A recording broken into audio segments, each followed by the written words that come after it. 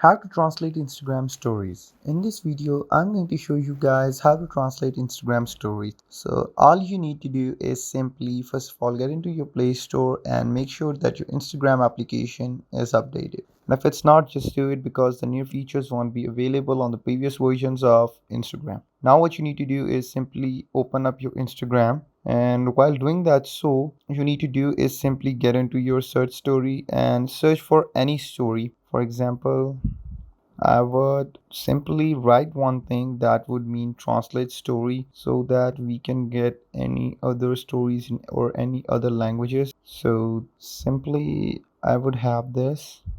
You see that if you just play a story by someone, once you open it, you see that right down here, once I've tapped under the name, so you can actually get the translation of that story if the story is on any other language other than the English. So this is how you get to translate your Instagram stories automatically. If you guys got it, it's good. And if it's not, you guys have any query or question regarding it, just comment down below. I would love to answer that. And make sure you guys like, comment, share, and subscribe the channel of How to Digital.